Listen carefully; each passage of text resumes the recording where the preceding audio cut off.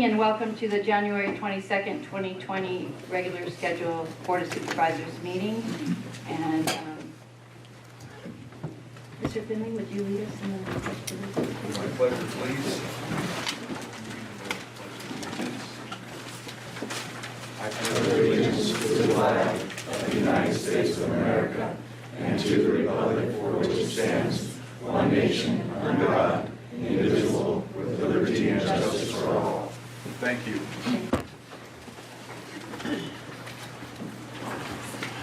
So before we go into public comment, County Council will just review. It's the beginning of the year and it's also an election year. Some rules so we all understand and have the same baseline. Thank you, Mark. Thank you, Madam Chair. It's the beginning of the year. At the beginning of the year, it's good to go over some of the rules for a proper boardroom function. The first thing I want to remind everyone is that we do want to make sure it's quiet out in the audience. It's important that the board be able to hear everything so you can make appropriate decisions. That involves not talking or yelling, having your cell phones on silent, and not making comments out of turn. That is very important to remember. The public has an opportunity to talk during public comment. That is 3 minutes that they are afforded. They cannot see their time, but that 3 minutes is their time to talk. One of the things I've noticed that has occurred at times is that the board engages in a back and forth conversation with members of the public. And this is not the opportunity to do that. It's really important from the board to let them have their 3 minutes without interrupting. If they're asking questions or want responses, typically I recommend that the board or the chair take notes and then ask staff to respond at a later time if appropriate. But not to respond during their 3 minutes. You don't want to interrupt it. If the 3 minutes is continuous, it should not be stopped. So this is their time to talk. It is an election season, so we do have to be careful about not lobbying in the boardroom or campaigning in the boardroom. There will be no signs allowed for any campaign. There will be no positions that are allowed to be stated regarding for or against any measures or any candidates in this forum.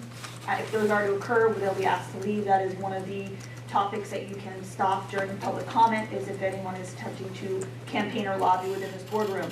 The goal here is to just perform county business.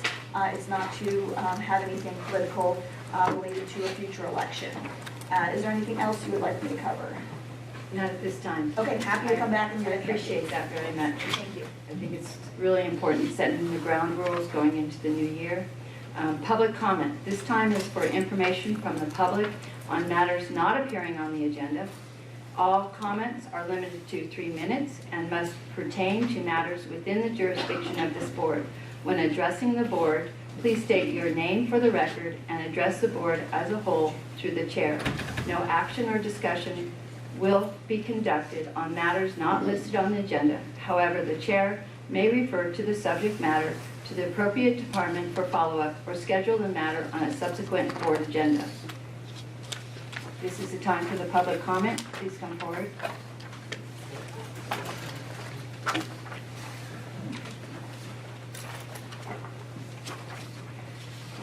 Members of the board, I'm Tom Stokely with Save California Salmon. Since I drove 2 hours, I thought I'd take advantage of 3 minutes to address you, in addition to the 10 minutes I have on your agenda. I just wanted to let you know about the new Central Valley Project biological opinion that was released late last year. It calls for greater exports of Trinity River water south of the Delta. I had a hydrologist review the modeling for it, and it turns out that the Bureau of Reclamation phonied up the reservoir storage numbers.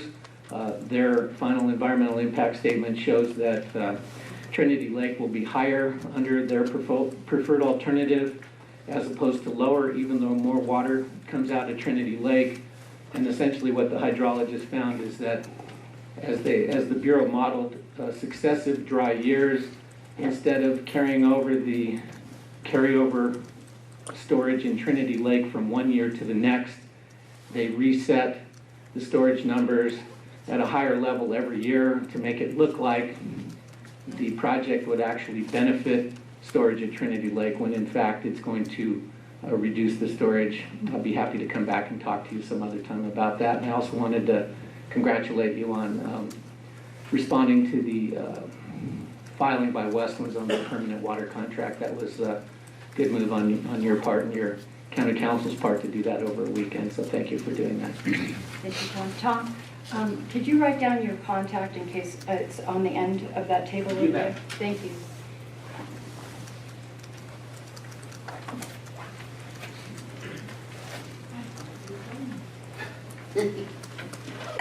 Kate Graves from Lewiston. Good morning, Madam Chair and the board. I'd like to address what Shanna White said in her report on your January 7th meeting. Shanna White said that she sent out an email asking the board if they had any questions prior to the meeting. She didn't say what time frame she gave, but she said the CAO was the only one to respond. And I would like to know what the CAO's questions were and what her answers were, since she never clarified that. Shanna White said on December 3rd, the school board presented her with the bond and tax statement. That's nice. It should have been from the superintendent of schools, not the board.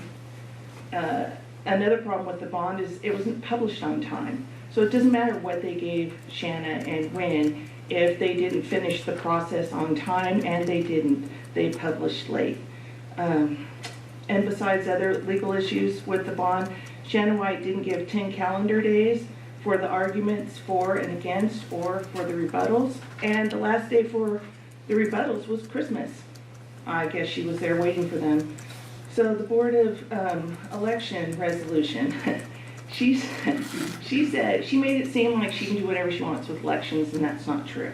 The board resolution was to conduct the election. That doesn't mean that Shanna gets to decide what goes on the ballot and what doesn't.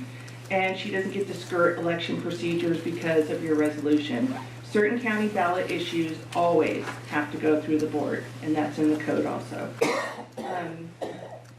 John Finley's tax measure, his name wasn't on it, and that was one of the problems brought to you before you guys voted on it. So all the signatures, since the sworn affidavit wasn't signed, didn't have a name, are moot, sorry. And the tax initiative was voted down by the board, and you guys are the election board, and I pointed that out. It's in election code 300 something, you can go look. Shanna White is completely wrong about the board's options. We all know that you have more options than that. You've sued petitioners who legally placed petitions on the ballot, and you kept them off the ballot that way. This wasn't legally placed on the ballot, and you guys should stop it. It's your job, it's your responsibility. It wasn't legally done. Stop putting it on us to do your guys' job. You guys are using our money to do the right thing because you guys won't do it. The election code, or the California Constitution, when she says the board was voting on the tax, that's embarrassing. You guys were voting to put an initiative on the ballot. You were never voting on a tax, so her 2/3 voting thing is embarrassing. Delaying the meeting because county council couldn't be there is a joke also, because Margaret Long, if she's not here, you have a whole law firm you pay illegally, and they are here and she isn't. So everything was amazing, except for the word Shanna White. Everything else was wrong or a lie. Thank you.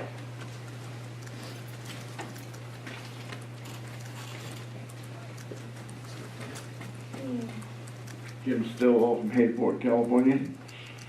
I'd like to approach the board on getting this constitutional issue that they seem to be stepping aside on the agenda. Some heads should be rolling here. There's fraud, extortion, embezzlement, not to mention that they still got the same people hired that participated in this act. There never should have been a tax put out to the public, an assessment, without them knowing how much it's going to be, how long it's going to be for.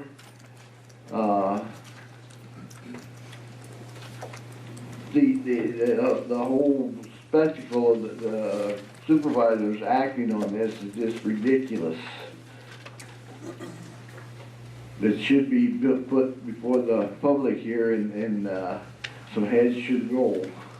Thank you. Anyone else for public comment? Morning, Madam Chair, and Board. John Letton, Douglas City. I hope that the board will soon start doing something that I've talked to several of the board members as well as administrative staff about, and that is to give periodic statements to the public with respect to the cannabis cultivation fees and other fees that are paid in. Something that the general public can understand how much has come in and how much has gone out. It doesn't do the general public any good to be referred to the budget and just say it's all in the budget, or you can figure it out from there. I realize that this would be sort of special treatment for a very, just one aspect of the budget, but I think that that would be a great public service, and it would be helpful to the growers for sure and the public in general to see how much has come in, how much has been spent, how much is reserved for any particular purpose. The other thing I'd like to mention is civility, for lack of a better word. I think that many of us fall into a pattern of, when we're discussing controversial issues, taking it upon ourselves, which is really presumptuous, and saying, well, he's trying to do this, or she's trying to do that, or let me tell you what he really thinks. And that leads to nothing but aggravation and more controversy. We see enough of that at the national level. How many times have we heard, well, they say, or I hear they say, or something like that? And I don't mean to be accusing, not at all, accusing any member of the board of engaging in this kind of behavior. I guess I really should be turned around and face the audience. Several people in the audience whom I deal with a lot wouldn't do that. They would have the decency and civility to come to somebody and say, what do you think? What is your opinion on something? And all too often, when we have polarization on a particular subject, we fall into that pit of assuming and being presumptuous about what somebody's motives are. Let's do each other the favor, and do ourselves the favor, of asking directly what people intend and what their goals are. I know I don't appreciate knowing or hearing about things that have been said about me behind my back, nor would anyone else. Thank you. Oh, I yield with the balance of my time.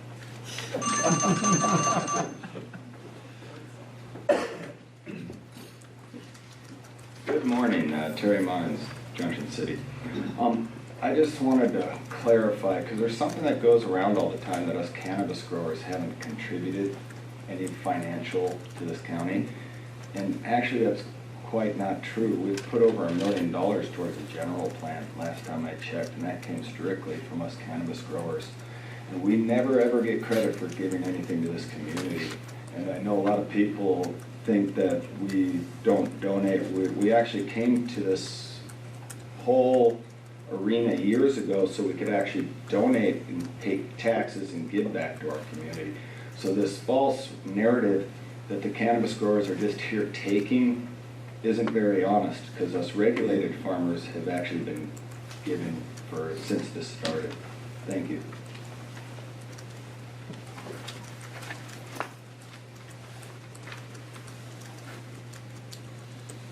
Hi.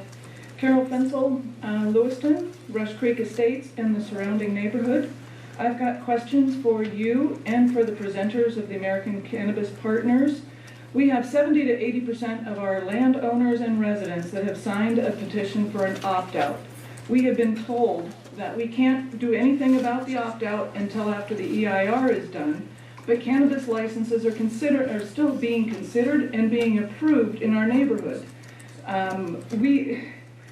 I don't understand why we're on hold, but growers are not on hold. What can you do to help us get our opt-out so that we don't have to have this in every neighborhood in this county? There are some neighborhoods where they want to opt out of the cannabis grows.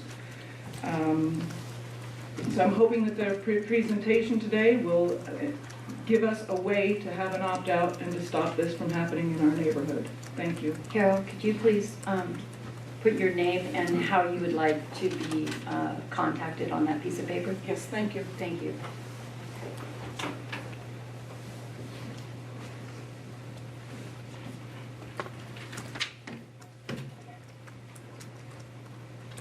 Morning, Madam Chair, members of the board, Tom Belenko, Douglas City. Before I get into what my comments are about, I do want to echo what Mr. Ledden just said about civility. Trinity Journal ran a great article on a dearly departed Trinity County resident, B.E. Smith, who, for those of you who knew him, had strong opinions on many subjects. But I think if he has any enduring legacy, it is that notion of civility. He was able to talk to anybody respectfully about those things, and I always thought that was an admirable characteristic, and I think it's one the more of us internalize, the better. On that note, let's get into controversy. One of my favorite scenes in the movie Donnie Brasco is Al Pacino's talking to Johnny Depp, who's an undercover informant for the FBI, but he's infiltrating the mafia. Al Pacino says, you know, you keep your nose clean, you be a good earner. Who knows, one day when they open the books, maybe you get straightened out. The books are open now. We have a sequel process underway. Who knows when we will get it together to have a sequel funded, looking at cannabis questions, again, if ever. Let's not leave behind the majority of cannabis growers in Trinity County who are not commercial cannabis growers. Our ill-named personal grow ordinance, because it's really not a personal grow ordinance, it is a personal medical grow ordinance. It was created in the context of Prop 215 and Senate Bill 420, to a better or lesser extent has served us for many years now. It is out of sync with where the state law is now. Personally, I don't see any reason why somebody on 2.5 acres out in the woods can't grow the 6 plants that state law would allow, whereas somebody on 20 acres, we're sending a mixed message saying, hey, you can grow 8 plants, but the state says if it's just personal, you're supposed to grow only 6 plants. There are other provisions lingering for medical grows, which were not wiped out by Prop 64, and the Attorney General issued very clear guidelines last summer about that. So, Madam Chair, I encourage you to agendize a discussion about individual non-commercial grows, just to have that discussion while we still have CEQA open and could include that in the analysis. Thank you.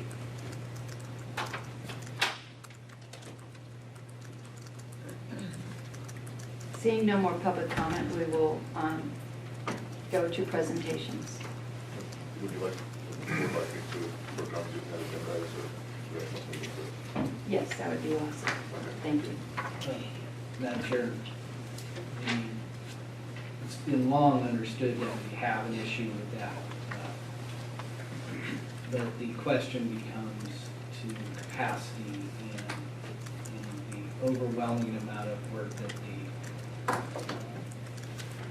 planning staff has to do. It has continued to slip underneath more higher prioritized issues. So the question becomes not if it should be done, the question becomes it should become a higher priority. I think that would be the scope of what we would need to see. What do we want to bump to do that? I appreciate your input. Let's look at it perhaps on the 30th, and if it fits with the other items, otherwise we can move it back. So again, we're going to move into presentations.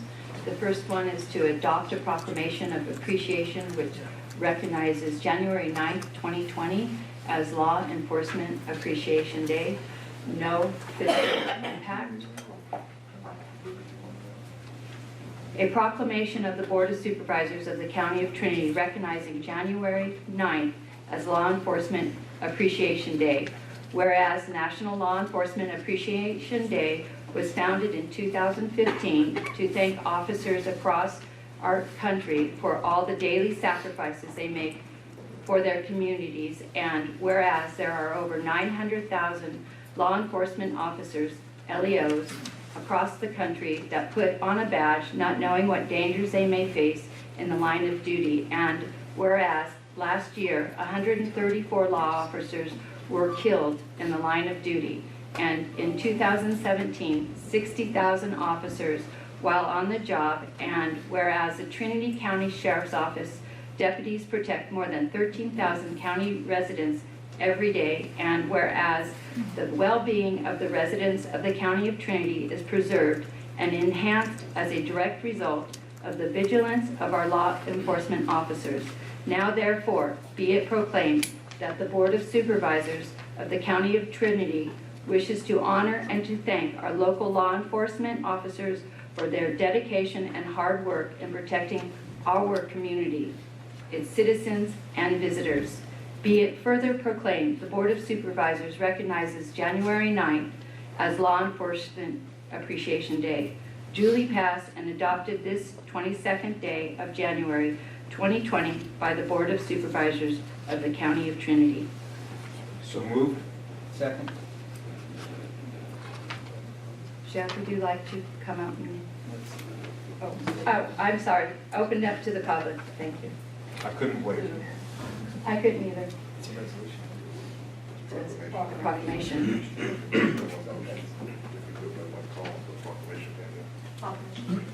Okay, I opened it to the public, so I'm going to let the public come in and Thank you, Dave chime. Alves, of the city. Thank you for this. It's, as a retired military, I ducked bullets at war. I knew who my enemy was all the time. A police officer gets to go to a car, he never knows. So I appreciate your efforts, thank you. Any more public comment? Coming back to the board? Moved and second. All those in favor? Aye. Any opposed? Sheriff Saxon, would you please come forward? The board join me in an applause for our local.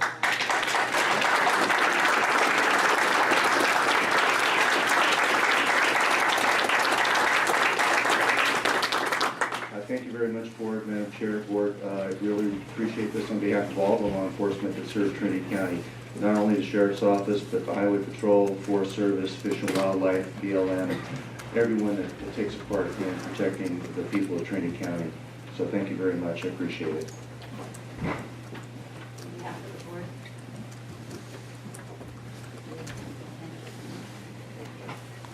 We'll get it. Well, I want everybody in the picture. You're going to be missing a supervisor. It's your turn. Yeah, we have Your one chair. supervisor missing, and I want everybody, so. All right, thank you. Thank you. Okay, I know we're quick, Steve, sorry. Okay, moving on to presentations 1.2, receive a presentation from Save California Salmon Representative Tom Stokely regarding the Sites Reservoir. Welcome, Tom. Thank you, members of the board.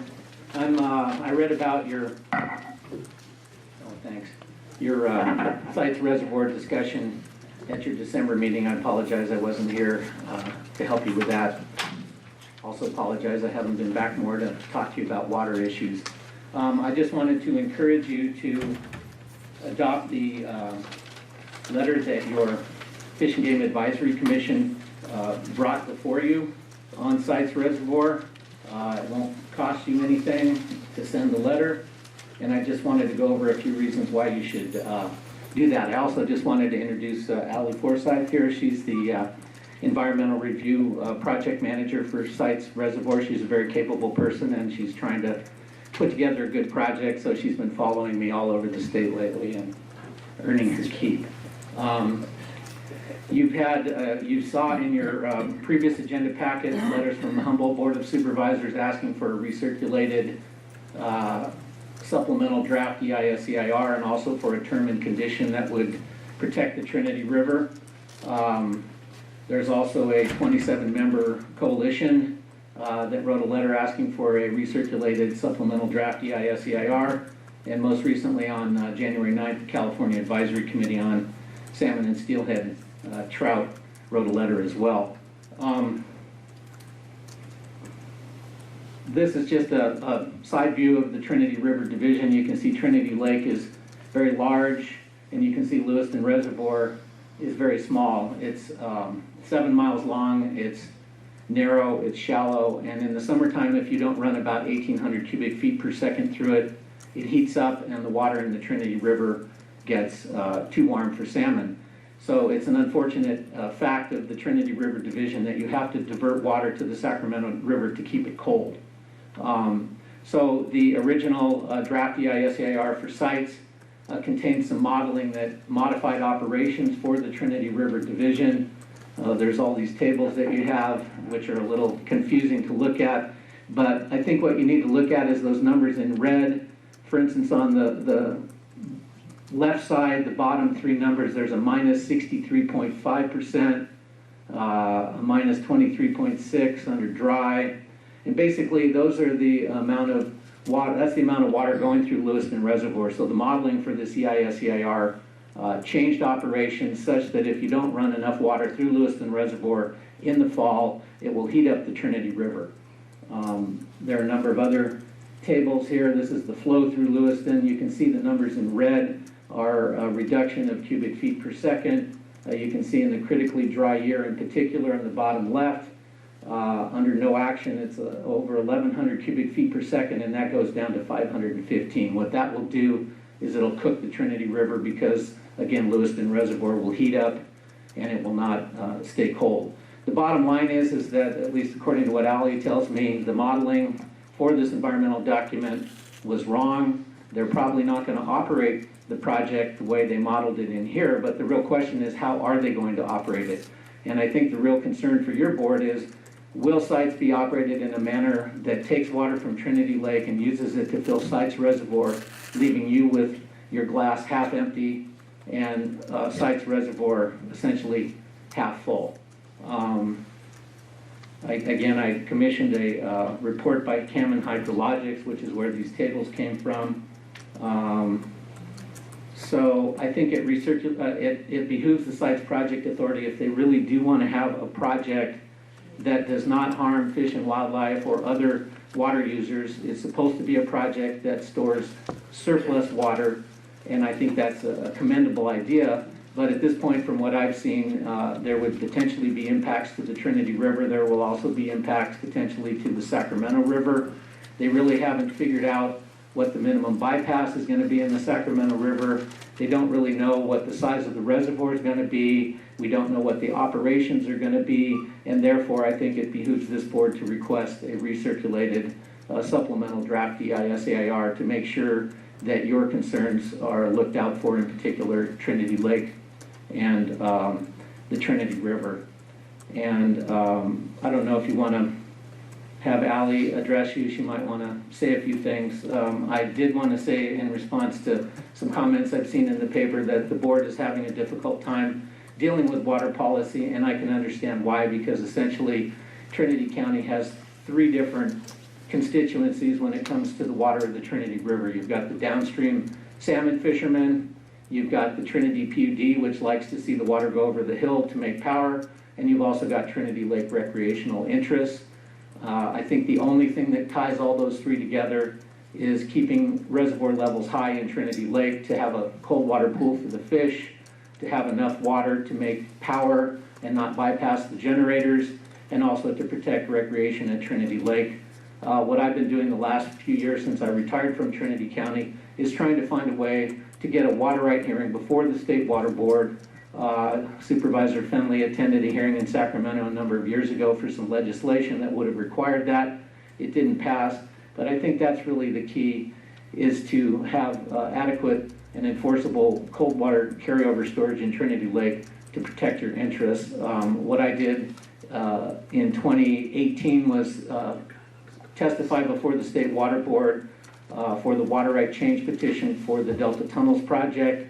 Essentially, I claimed that there would be impacts to Trinity Lake storage from that, and therefore they needed to hold a Trinity River water right hearing to establish a cold water minimum pool, among other things. I can certainly address you at another time. We have a testimony, again, by the same hydrologist, Greg Cameron, that comes up with some carryover storage numbers that are quite a bit higher than what the Bureau operates under right now. So that's all I've got for you. If you have any questions, I'm happy to answer them. Board, any questions? Not at this time, Tom. Ally, did you want to address the board? Thank you. Tom, you've kept me quite busy lately, and I appreciate that greatly. So I'm Ally Forsythe. I'm with the Sites Project Authority. The Sites Board is comprised of Coosa and Glenn counties, along with water districts in the Sacramento Valley. Sites is really looking to balance the vast needs of the environment, ag, and urban users as we prepare for a changing climate future. So we are looking to convert unregulated water that comes in below Shasta, below Lewiston, into Sites Reservoir. As Tom indicated, we are doing a lot of reworking of sites right now. Building a 1.8 million acre foot surface storage reservoir in California is hard. And we need to look carefully at the comments that we received on the draft environmental document and make sure that we're both upholding our values of sites as being cognizant and good stewards of the environment, at the same time that we're putting together an affordable project for our members and also for the state of California, which is an investor in sites for environmental water. So we do have a lot of work going on right now, reconfiguring the reservoir, our diversion locations, our diversion rates, making sure that we are really listening hard to those comments on the environmental document and addressing the issues out there with sites. Environmental benefits are important to the board. They very much understand that the better the fish are, the better our ecosystems are, and the better the people of the state of California are. So they're looking for up to 50% of the water out of sites to go for environmental benefits. Granted, that's mostly in the Sacramento River system, both in the Delta, but also for cold water in the upper Sacramento River system. We did use the CalSIM model to model both the state water project and Central Valley project operations and looking at sites. And CalSIM has, it's really the best peer review model out there that represents the entire system, but it has its pros and cons, and it's really a comparative model. When you dig into the actual monthly details of CalSIM, you can get some nuances like we're seeing in the data that Tom presented. We acknowledge that.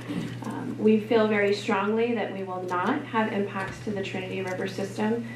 Reclamation, we would jointly look to operate with Reclamation. Reclamation fundamentally operates the Trinity River system, as you guys are well aware, and they have a number of things that they operate under that are legal requirements for them, both their water rights, but also the 2017 Record of Decision, the Trinity River Restoration Program, and their tribal trust responsibilities.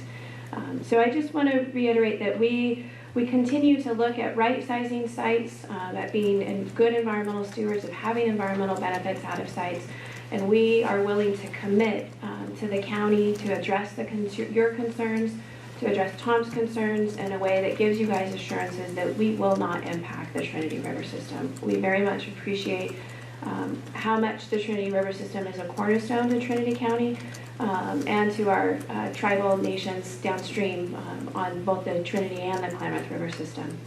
And we remain committed in working with you guys to come up with binding assurances to address these issues. Thank you, Ally. You do have a question from Supervisor Brooks. Absolutely. And I'll for both, so they can both offer. So in part of our letter and part of the concerns were the 50,000 feet for Humboldt County. Now, there has been some misunderstanding that water's been used previously, which we can have that discussion at a later date. But so both of you make a comment on the 50,000 that has not been used before and how this plays into sites and just your general overviews of that 50,000 on the water. You can start. Okay, so the 50,000 acre foot contract with Humboldt County was not represented in the CalSIM modeling framework as of right now, primarily because Reclamation hasn't quite figured out exactly how it's going, how Humboldt County, wants to utilize that 50,000 acre feet. So it is not represented in the CalSIM model. I will say that 1959 contract for the 50,000 acre feet has priority over sites. So sites would come in as a junior water right holder to both the Central Valley project, the state project, Humboldt County's contract. All of those senior rights would be taken account, they would all be maintained, preserved, accounted for before sites is able to get water. So it's not in the modeling, but we do very much recognize that it's out there and it has a senior priority and a senior right to sites. I wouldn't disagree with anything she said. I mean, I think it should be included in the modeling, but other than that, I agree with her. I do agree with you. I just found out recently that it had not been utilized yet, that any extra water that went down the river was not from the 50,000 acre feet. It was from the Lower Klamath Record of Decision, which also should be included in the modeling and was not. And it's my understanding that Humboldt County needs to develop a plan for the use of the 50,000 acre feet. I would hope that they would consult with this board as they do that. Yeah, I guess yes, I do. Thank you. So my question is, since it hasn't been used, and the discussion is that there ought to be a new EIR for the 50,000, which would take a couple of years. My question, this would be to Tom, how could you put that in the site's EIR if you have no idea how the modeling of that would even be when the water would flow? Well, that's a good question. I think they'd probably have to make some assumptions how it would be used and maybe have an initial consultation with Humboldt County on how that water might be used. Yes, they've got a long ways to go before they're going to be able to utilize that 50,000 acre feet. And I'll just throw an editorial in, Humboldt has had no interest in discussing the 50,000 with us. Well, I will certainly encourage them to discuss it with you. Thank you. Thank you. Thank you very much, and I will make a comment. I don't think I've ever had a 120-page backup, so kudos for being the most thorough job ever. So, any comment? No? So, thank you very much. And there are a lot of things besides the 50,000 acre feet that need to be addressed. A lot of them are actually on the other side of the hill, such as the minimum bypass flows in the Sacramento River and mine tailings and blue-green algae and operations to help or hurt fish. Thank you. Thank you.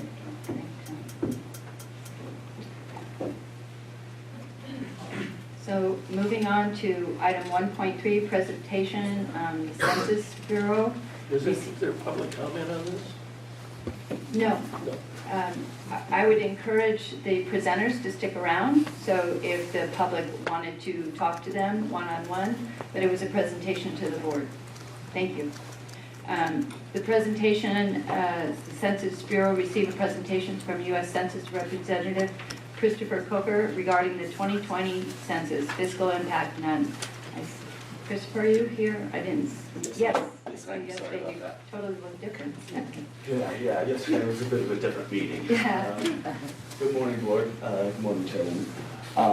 I'm here to update the Board on what we're doing with census outreach currently in Trinity County and to try to garner support for hiring in Trinity County and express the importance of why hiring local will have benefits for Trinity County. Well, expected benefits, we could say. So I am part of the California Complete Count Committee. I work for California Center for Rural Policy at Humboldt State University. We were contracted to do the outreach for Trinity County with census. And so what the Complete Count Committee is an advisory panel of community leaders and dedicated community members. We currently have Trinity County Office of Education, First Five, Human Response Network, Downriver Consulting. We have a host of others are included as well. We have a host of community members that meet monthly to discuss what we're doing as far as outreach and our plan to do census outreach. One particular concern that was brought up by Christine Camara at Junction City Schools was that over between 2000 and 2010, she projected that the school district missed $400,000 in funding. And that was due to census counts being rejected or miscounted. So she went in 2010 and did the work herself as an enumerator for her community. And those census numbers, when she expected to get better numbers back, they didn't come back any better. And so there's still a need there. She wrote a letter that I forwarded to Mike McGuire and Jared Huffman to try to flag this up above our local region and try to get some movement in upper politics. That being said, that is a concern for such a small community. And so we want to try to get the most accurate count as possible. I went out to the Trinity County Fair earlier this summer, and one of the main comments that was told to me was, "Good luck finding me." And that was kind of a concern. It's why people move to Trinity County to get away from the hustle and bustle. I totally understand that. But at the same time, there's a real community need as far as having these counts be accurate. I'd like to introduce Norm Dutra in the back here. He's the regional recruiting assistant for the census, and Harry Hegman as well is a local recruiting assistant for the census. And I'd just like to introduce them because they'll be doing a run of the hiring work. The reason why it's so important that we hire locally is because people, if we don't fill these numbers, and currently we're behind projections of hiring, that's expected to end in February, so I'm a little discombobulated right now. But we expect hiring to end at the end, to complete at the end of February. We are currently behind projected numbers locally. If we don't fill those numbers with local community members who understand the community and the layout of the community, where there's a 3-mile road with maybe 2 houses on it, there's concerns about people coming from Sacramento or from Oakland or from Redding that don't understand the community and trying to do the registration process. So Trinity County is an update leave area. It is not an infield canvassing. So back in October, the census went out in urban and more populated environments and went out and registered each individual housing unit at that time in October to get ahead of registration. What's happening in Trinity County, because it's a rural community that doesn't have traditional mailbox delivery, is how it's titled in the census. What the update leave is a matter of when the census enumerators are going out into the community, writing down what the physical location is and marking it as they deliver the papers. This year, the big push is to try to get people to do the census on the internet. This is a low broadband community, which creates issues as far as getting connection to the internet. We're working with Human Response Network to establish some kiosks in some local places where people can come in and take the census and do it on their time at a local establishment where internet is provided. That being said, really it's a huge push for hiring locally. That I'd like to try to put forth to the board. If there's anything I can do in your districts, or any questions you have for me, maybe community liaisons that could help support our efforts in hiring and providing jobs to local community members. The pay is $18 an hour, 58 cents per mile. A vehicle is required to do the work, but and social services and benefits have to be checked with each individual caseworker. There is no overall, there is no overall flyer for social services and benefits. That's just an overall write-out. It's up to each individual to check with their caseworker and be sure that they're not going to lose a loss of benefits in front. And I just want to put that forth to the board as well. Thank you. Is there any questions from the board? Probably a comment. If we are undercounted, under-evaluated, we will be losing our, as a comment, we will be losing our tax dollars, our state and federal tax dollars that each of us pays out of county. They come back into county, and this is one way that they are handed out. Yes. And so please, don't under-evaluate Trinity. Yeah, and I sorry if I don't kind of follow that comment, if you don't mind. Yeah, it is so important. It's not just the schools, it's Department of Transportation, it's economic development in the future. Everything that's being based, grant funding, if you need grant funding, it's based off of census enumeration and how many people are being registered locally through the census. And so it really does have larger impact to the community as well as tax dollars as well, Chairman. I will be hanging around after this. I will be in the back. If there's anybody from the community that would like to participate in our future meetings, I would love to have you. We will have another meeting coming up in February at Human Response Network. I will definitely be sending the board an email with our current strategic plan for Trinity County and the implementation plan as well. Other than that, Could you please leave your contact information? And if you do have questions from the audience, I would ask that you would take it outside. We have one more presentation, and and the two gentlemen that you brought, thank you for doing this, both in Washington DC and with NACO and RCRC. This has been brought up. For those of you in the audience that don't know, Trinity County is mostly post office box. So in other communities, you receive it in the mail. So we have a lack of ability to receive the information, to respond, and it has a huge fiscal impact on Trinity County. So I would encourage you to follow up with these gentlemen, and if you are a social media person, maybe you can share his information as well, so if you don't mind. yes, just one quick comment. Harry Hickman is actually on Thursdays. He's at the, please. We've set up a number of times that. Can you come up to the microphone so the audience can hear you? I work for the Census Bureau as a local recruiter. And we've set up times at this library, and Hayfork Library, and the Smart Center, where people can come and apply, which will help them go through the process. So my emphasis is getting people to be census takers. And our times are here Thursdays at 11 a.m. and at Hayfork Library 11:30 Wednesdays, and at Smart Center it'll be 1 o'clock on Tuesdays. So if you know anyone or can have the ability to get the word out to anybody who might be looking for work as a census taker, please send them to one of these locations where we can sign them up. Thank you. Go ahead and fill out your information. Thank you. Oh, wait, I'm sorry. I had once you fill your staff, and I know that's what you're working on now, the county does have resources in our parcel viewer that's available on your phone, and so it's with groundwork or desk work, you can find out where a lot of homes are, parcel numbers, addresses, all that is available just on our website. So I think that would, if people have zones that they are designated to do, I think they can do a lot of pre-work with our parcel viewer maps. That's great information. Thank you very much. Okay, moving on. Our presentation.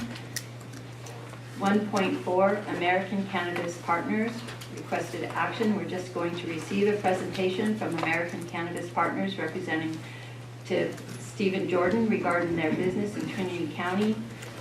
No fiscal impact. Mr. Jordan?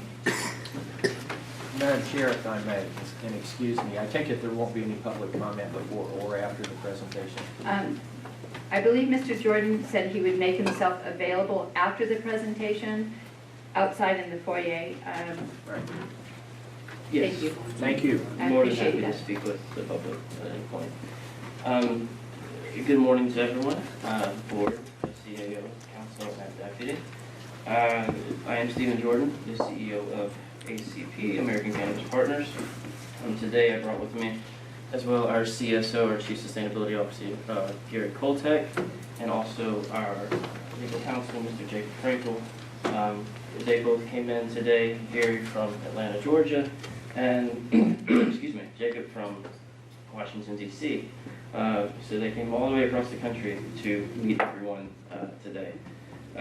What we called, the purpose of this meeting, our presentation, was for us to be able to speak with the board as a whole, publicly, as well as the voters and the people and the other growers and the community of who we affect. So we wanted to give this presentation today to let the county know exactly how we plan to operate and the ripple effects that will be felt economically by us being here.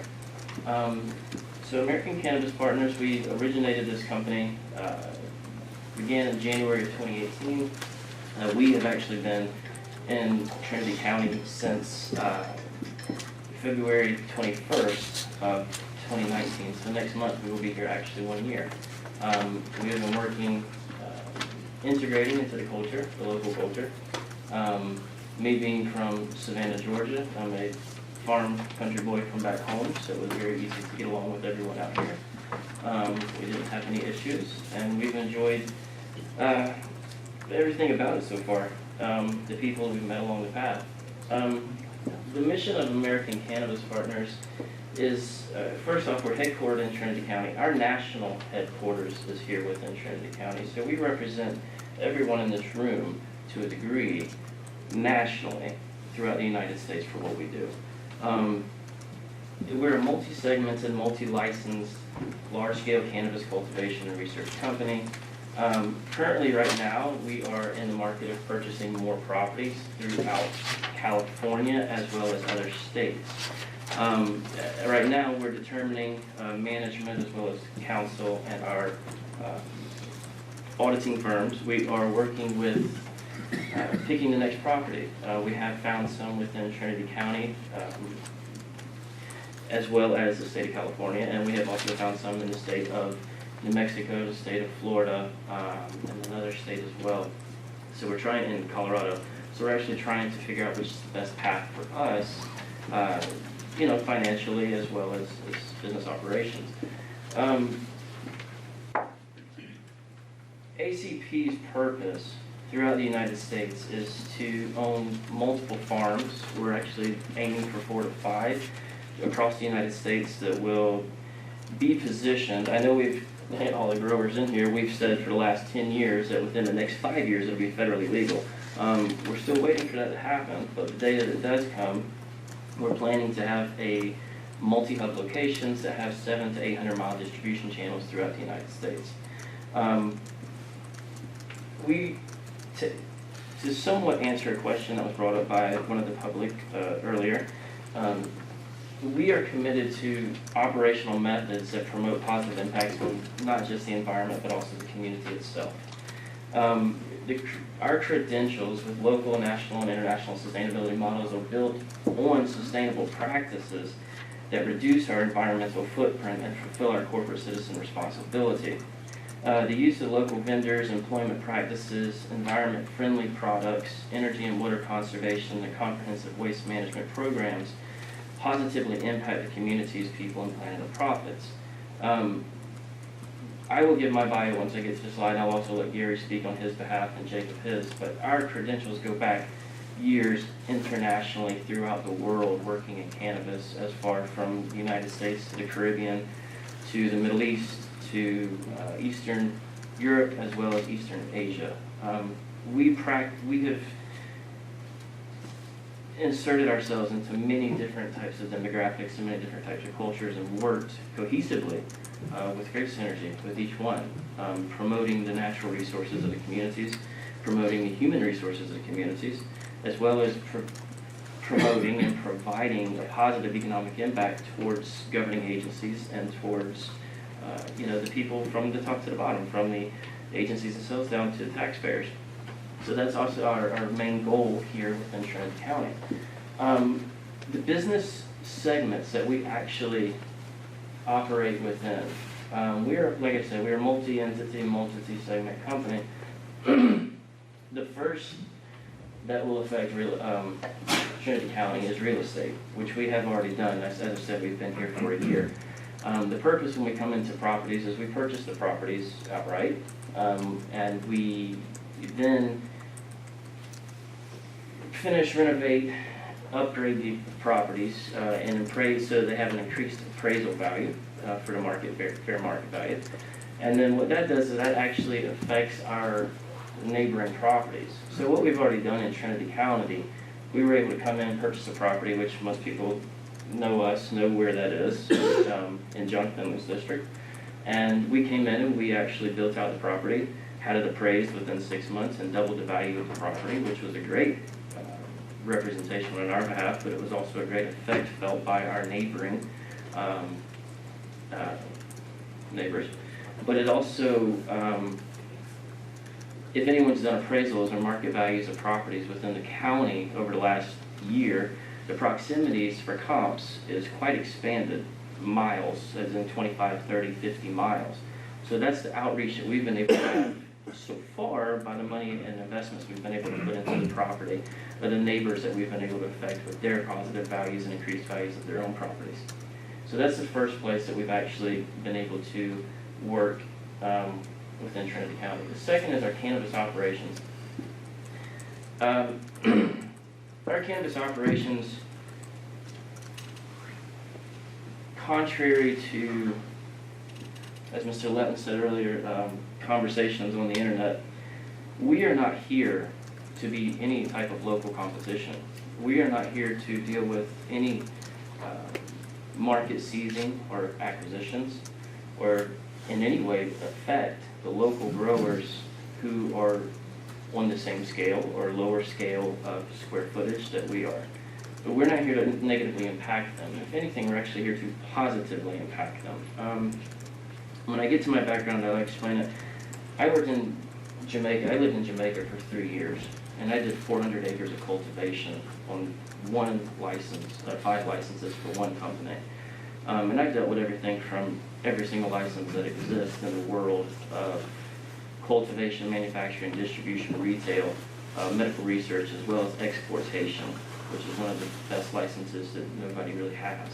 I'm one of the very few people in the entire world that's ever operated on that type of capacity legally. So we have a lot of attributes that we bring as a company to this community. Our cannabis operations are not, if whether people want to accept this or not, the actual market is moving towards a supply chain model. The supply chain model, the verticals are going and disappearing because of capital, but the supply chain model is coming into effect, and that's what we do. We cultivate, we are high, large-scale indoor and outdoor growers. We do high turnovers, and we sell our own products, but we also do purchase of other products, and this is where we affect the community. For lower size growers, hobbyist growers, or licensed growers, people that have the ability to sell legally with COAs, we are willing as a company to work with them and give them exposure to our network. And the way that we would do that is legally by buying their product. We would buy their products from them. We would not do, as a lot of distribution companies actually operate in the state, as doing consignment. We would actually do CODs, which we would pay for the product up front and hand that transaction over to that farmer.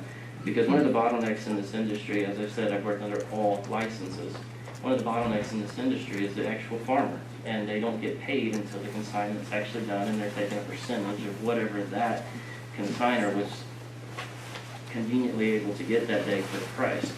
So what we do is we come in and we do large-scale commodity style. We do year-round production, 12 months a year, and we will do a consistent pricing for buyers, which creates market stabilization for manufacturing and distribution licenses. We only sell to manufacturing and distribution licenses. We do not sell to retail, and we do not sell to consumers.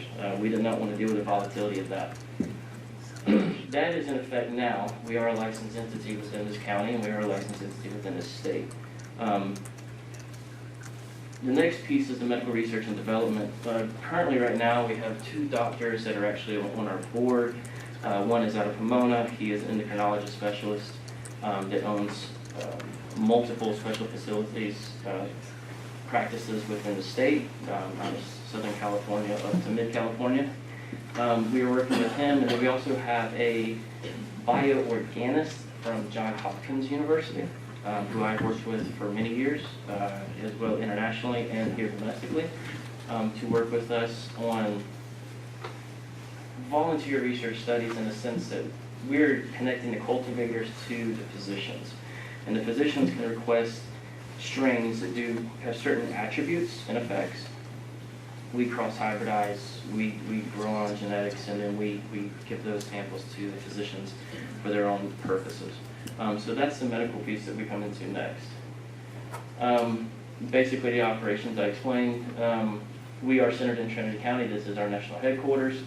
We're in genetics and commoditization. We are in both medical and recreational disciplines. We have quality assurance techniques that are designed to make our processes simple, clean, testable, multipliable. This mitigation enables internal scalability at a faster pace, and we're able to do this 12 months per year, giving the profit margin stabilization for our consumers. This was this summer. I wanted to give this presentation and show the sense of community, to show that we're here to actually help. We have already, within the past year, donated quite a bit of capital towards community events, also towards children programs. As a matter of fact, we actually did one yesterday with a child program that's been revitalized here within the county. So we want to play our corporate citizen role. However, we do not want the personal recognition for it. We want to do everything and donate to the community to help it grow in its own capacity. This was myself and our controller in Jamaica this summer. Like I said, I lived in Jamaica for 3 years. This is an orphanage in Montego Bay. It's called West Haven Orphanage. All of these children have some disability, from cerebral palsy, multiple sclerosis, Down syndrome, scoliosis, several different things. The highest medication these children receive is 250 milligrams of ibuprofen. That's all they get. So we take a really big part of wanting to be a part of the community. And since this is the ground that I lived in for 3 years, and this is the family that I made, we quarterly donate to this group. And we buy fans, we buy food, we buy shoes, we buy clothes, we buy, I guess what you could call it, pain medication for these children to help. And we also get them involved with the religions down there, which there are several, but there are the Seventh-day Adventists, there are also Baptists, and we also have Rastafari. So we get them all involved into that community. But the purpose of this was to show that we are a company that actually works, and we donate our time and our efforts on our own behalves, because I could have been having a Jamaican vacation, but instead I'd had much more fun doing stuff like this. So that's still the an impact that we want to bring to Trinity County. At this point, I'm going to hand this over to Gary, our CSO, because this is his slide, and he wanted to give you guys his understanding of what he wants to do and how he wants to impact your county.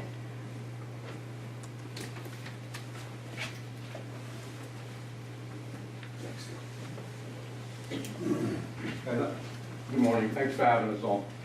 I'm not as formal as Stephen is, so they have to actually get me to the jacket on. But I'm glad we're here. I live in North Georgia, originally from New York City. Gary, I'm sorry, could you face the board? Oh, I'm I can't sorry. hear you. Thank you. I'm sorry. Originally from New York City. Stephen and I got together a number of years ago in the cannabis business outside the U.S. My job in the company is community involvement. I handle all the clinical studies around the world. I'm personally involved with about 31 grows around the country, either as an investor or in some other aspect. But basically, people plan to profit. If we're in a community, we care about the community. We're a little different here in Trinity, only because Stephen lives here now. My wife Robin and I and our 30 chickens and 4 dogs and everything will be moving out as soon as we find the second property. So I'm excited to be here, and like I said, my position in the company is really community engagement. We do something up in the town where I'm from. I didn't start it, but it's a great program called Snack in a Backpack for kids that don't have a second meal in the day or on the weekends or in the summer, and it's been super successful. Gary, we can't hear you if you're talking. I'm sorry. It's okay, Shadow. just face us. Snack in a Backpack is a program that is being done in North Georgia now for children who don't have a second meal or a third meal of the day, and weekends struggle through the weekends and struggle especially over the summer. And we work with the community food bank and basically get snacks in a backpack for kids in the weekend. I think it works in every county, and I'm sure there has to be a need here because there really is in most counties. Education, curriculum, extracurricular programs, high school football, middle schools, really identify, it's not just money, it's getting involved personally. I mean, I have kids and grandkids, and I know what it is and how much it costs to put a kid through a football program. So when we move here, I plan on getting involved, and Stephen and Lauren are very involved right now in Trinity County with what we do. We're starting also an apprentice program. I'm going to pop around the slide a little bit, We're starting, we're starting a national apprenticeship program for the cannabis industry that we're gonna run out of our headquarters here in Trinity. We're advocates for a fair, let me say fair again, cannabis tax that supports Trinity County infrastructure, especially the police, fire, EMS. The fires that we've had in California recently, disaster relief. We practice sustainable agriculture. Our buildings, when we do build, we scratch a LEED certified buildings. We have been sourcing and will be sourcing local labor goods and services. Stephen touched on purchasing from other farmers if they need help with distribution. We're building also a lab on our property. We're actually having a plan right now. We have a 501(c) nonprofit, Solomon Health, which is really pushed towards veteran opioid replacement. We'll be working with the VA on a couple new programs. And a medical division, which I'm really involved with, the clinical studies around the world. So I've actually followed clinical studies in Israel, Uruguay, Paraguay.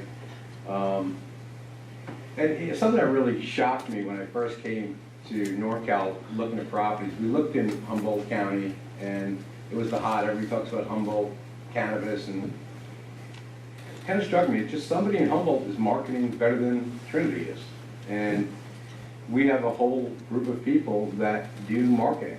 And I think when I saw at the last show in Las Vegas, somebody trying to sell Humboldt dirt, it kind of threw me and said, like, I just don't understand the difference. And you know, I've had partaked in cannabis from Humboldt and here, and I just think you guys, the whole county can market better. And we have a pretty big budget for marketing, and we have no problem sharing that with the other boutique growers here in the county. I mean, Trinity should have its own brand, its own name for cannabis. And I know everybody in this room aren't cannabis friendly, but we're in the cannabis business, and we can take the funding that we have, and we're willing to put another $20, $30 million into this county for not just branding, but for more purchasing of properties and things like that. So we have a pretty big network already in the state. We're already sold out of what we'll grow this year with the licensing. And like Stephen said, our model everywhere we grow is stabilizing the commodity price on cannabis 12 months a year. So, like I said, we're here to stay, and we're really good neighbors and really good people. And we're not in competition with anybody. We're trying to do things the right way. And, you know, Steve and I are the first person to stop and help you change a tire and, you know, share knowledge that we have or ask for knowledge that you guys have. So, you know, I saw some of the comments on Facebook, and it kind of doesn't upset me, but, you know, I've seen them back and forth, and like somebody said about civility. I'm all about civility, and we are. That's just how I operate personally and how I was brought up. And there's enough for everybody to go around, and I think we're here, like I said, we're here to stay. If we could help anybody, we're here to do it. So that's in my background. There's another slide in my background. I'm originally from the hospitality industry. I'm from the hospitality industry, a chef by trade for 45 years. And I do a lot now internationally with medically dosed food, not gummies or candies, sauces, bases for oncology patients around the world. And like I said, I'm the clinical studies guy, so we'll be working with a lot of genetics here on this property for the medical industry, and not necessarily working with big biopharma, but we have some studies that we're doing that are really extraordinary. And when they actually are announced, it's going to be Trinity County, not just us. So that's all I have to say. Thank you. So, I'm obviously the CEO. Previously, before this, I was in financials. I was at Morgan Stanley and brokering from age 22 to 30, so that was a fun experience. But I'd rather be outside doing what I do now. I was given the opportunity when I was 30 to go to Jamaica. And so I took a job in Jamaica. I ran 400 acres of cultivation in Jamaica. I still have holdings in that company. I am now sitting on the board of directors for a company in East Asia. So I travel back and forth to East Asia as well as East Europe quite a bit to work with that company. Currently right now with cultivation throughout the world, we have our license here, 400 acres within Jamaica, and then probably about 16,000 acres in Eastern Europe and Eastern Asia. So that's the capacity that we work on, and that's the skill set and the management and the credentials that we are able to bring to this county. The reason that we chose Trinity County is because it reminded me a lot of Jamaica in a sense, because it has an abundant amount of resources.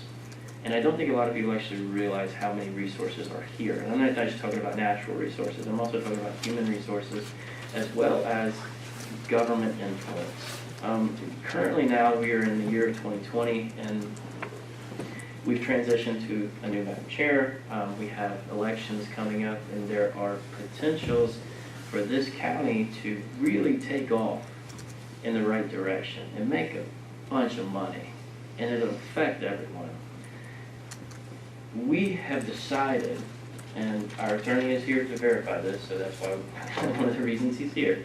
We have decided that we would allocate $20 to $30 million worth of commerce in this county, and it is going to affect everyone from not just our company, but also employment, ancillaries such as legal, local counsel, taxation. We are for taxation. We believe in taxation. The reason we believe in taxation is because we are, even though we are cannabis, the industry has changed. We have to be able to work with the county and the regulating agencies and trust them as much as they have to trust us. We have to work in compliance. We do not have the ability to fail. We do not have the ability to fail compliance, because if we do, not only do we get slapped with fines and moratoriums and everything else from the county, but we also get sued by our shareholders, and that is not fun if anybody's had to go through that. So we have to follow compliant rules set forth by us, or set forth by you. We personally, looking towards the future, ask for this county to follow and mirror the state of California. Regulations past that can create confusion, can create a lot of discontent among your smaller growers. And being that cannabis is willing to be one of the only, if not the only, agricultural segment, revenue generating segment in the state of California that will pay a tax, we should be given the credence to operate freely, promote capitalism just as much as anyone else, whether it be cattle, whether it be hay, farm, wine, whatever it may be. We should be able to operate within the same capacity, under the same compliance, and under the same jurisdictions, and given the chance to really excel from your 2,500 square foot license to your 5-acre licenses in the future. We want to be able to operate on that capacity with everyone in this county. We want to generate the money, we want to generate the revenues, we want to pay the taxes that'll go towards, as Gary said, law enforcement, for law enforcement, for acquired disaster relief for children. There's no reason why you couldn't germinate and grow and nurture a bunch of little geniuses in this county as long as the schools have funding and they're properly ran. So we want to be able to contribute towards that. And lastly, to kind of wrap this all up, we are here to stay, as Gary said. We're here to operate within compliance, and we want to do everything that benefits everyone. So I hope that everyone takes away from this today that we are here on purpose, we are here to do things right, and we're here to do this efficiently. And lastly, the only person that I wanted to introduce was Jacob Frankel for a moment, just so he can introduce himself in case there were any questions from the board or the CAO or county council regarding legal issues. So, thank you. Good morning, Madam Chair, members of the board. I will be brief because then we're up on time you've allotted as well. I'm really just here to introduce myself. We're pleased to certainly support ACP's work in Trinity County including working with local council. I'm originally from San Francisco, so it's really a pleasure for me to be back, even though my home now is on the East Coast. Professionally, I chair the government investigations and securities enforcement practice at the law firm of Dickinson Wright out of Washington, D.C. We're a Michigan-based law firm with 450 lawyers with 19 offices, including one in California. My work in the cannabis area principally is in the area of compliance and regulatory enforcement. My own personal background was I was an assistant district attorney, so street crimes prosecutor in New Orleans. I spent 10 years with the United States Securities and Exchange Commission, its Division of Enforcement, and was a United States federal prosecutor involving public corruption and securities in the investigation of one of the members of former President Clinton's cabinet. I've been in private practice law for 21 years. My law firm's cannabis practice is actually one of the oldest full-service cannabis practices in the country. We've been in the cannabis area for more than 7 years. We have 35 attorneys, or more than 35 attorneys, in the practice, covering areas such as business law, finance, tax, securities, real estate compliance, litigation, lobbying and advocacy, as well, and very importantly, intellectual property, patent, trademark, and franchising. As a law firm, we have more than 100 clients, including First Nations and tribal nations, local growers, retail dispensaries, investors, and service providers. As a firm, we treat cannabis clients like any other industry. We're there to give business advice, as we do with ACP. And again, it really is our pleasure to support ACP's efforts nationally, but in particular here in Trinity County. It's a real pleasure and treat for me to be back in Northern California, so thank you. Does the board have, do you have any questions for the business? For the presenters, no. I do.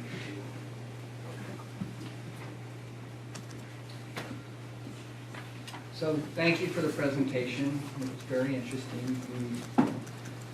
But I kept in my mind wondering why are you giving this?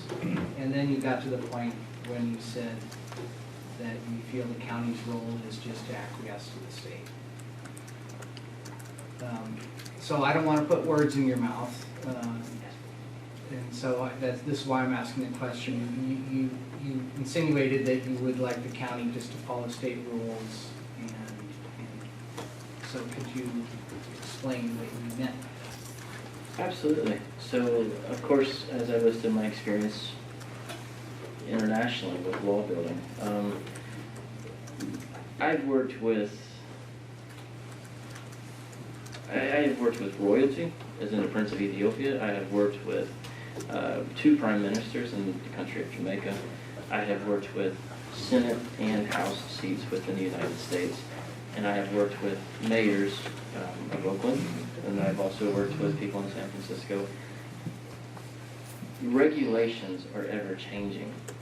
And that was when I said one of the resources of this county is you're still a growing entity as a county. You're still growing in regulation. And so what we ask is, being a large-scale producer that is able to have a great economic impact, that we're able to operate within confines and parameters that allow us to really grow. I feel personally that after being here the last year, watching the many of BOS meetings and watching the conversations and having conversations with people, that currently right now, as a metaphor, we all kind of feel like a bunch of dogs at a dog pound eating out of the same small bowl. The problem is everybody's a different sized dog. Everybody has a different capacity. Some people have smaller licenses, some people have larger licenses, some people have the ability to afford larger licenses and create more income and create more revenues and create more taxable income. And so what I ask is, by reading Prop 315, there were certain pieces that I disagreed with in allowing for this county to really grow. And part of it was capping in licenses, and part of it was also capping in canopy size for licenses. I feel that the free market has a much better chance of evolution than being restrained. And so I feel that if the county were to go throughout Prop 315 and reevaluate it in conjunction with the DEIR that's being planned, and really see how the board and the county can create the opportunity for its citizens to bring itself to a better position economically, I think that is what I mean by that, if that makes sense. But if you'd like me to get more specific in the prop, I could. No, I appreciate the fact that you were lobbying to have the caps removed. I understand your goal in that. But I do want everyone to follow, and this is a conversation I've even had with Mr. Levin regarding him being from the TAA. We want people to follow compliance, as should we. We have to follow compliance, so should everyone. If we have to pay taxation, so should everyone. It should be an equal field for everyone. But the taxation should be put in a sustainable position, as in, instead of a flat rate per year, something that's actually based on sold harvest. Because it doesn't matter if you're farming tomatoes or if you're farming cannabis or wine or anything else. If you have bad crops, you shouldn't pay a taxation. So I'm going to stop you because we're getting into lobbying of a potential measure that's not part of this board at all. No, I'm just asking for voters to pay attention to the future. And that's fine, you can go run the ads. And here I'm looking for a general, I mean, you have come to and ask. I mean, let's face it, you come here with a business plan and an ask that you would like this board to do in the future. My ask actually more just insinuated where we see progress happening, because we are a company, and if we don't see a sense of a place that we can really thrive, then we're going to reduce the amount of investment. So we would really like to invest here because of the people we have met over the past year and the relationships that we have made within this county. We don't have any issues within this entire world establishing a business, obviously. But we chose Trinity County for the resources that it had, and for the people that are here, and for the abilities of growth with regulatory agencies. That is why we are here. If we were placed into a position where we could not thrive, then obviously, as any smart business person, we would move to a more productive environment. But we've been here for the last year. We've invested over $2 million into Trinity County so far. Within 11 months, we plan on putting another $20 to $30 million into this county in 3 years. I don't see very many other opportunities standing in front of you to do that. So we want to make sure the relationship between us is absolutely perfect, is absolutely synergistic, and it works. That's why we're here. It wasn't to ask for anything. It was to show you that we are a company, we are well structured, we are well formed, and we are here to work with the county hand in hand to not only operate and create revenues for our company, but to donate back and be taxed and work to grow this community and bring it to a higher economic state. I'm going to move on to Supervisor Finley, who has a question. Yes, Real quick, where have you run into problems, or have you? And if you have they been resolved? Yes, we did run into... Are you working toward fulfilling your goal in this county within Absolutely. our system? Absolutely. We have met the capacity of what's allowed. Is staff responding to you? Can they be more responsive? I guess I'm looking for a yes or a no. Can they be more responsive? I can give you one yes or no answer. This is what I'm looking for. The county has in order been to fix partial. it. The county has been biased. Okay, I don't want to... And this is not what I'm talking about, biased in the sense of what's allowable, districts, things like that, what's allowable in each one.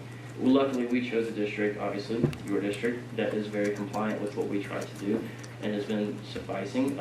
The changes that were made in the planning department have been absolutely beneficial to us, as well as others, as well as even the groups consulting groups that are involved in daily business with that as well.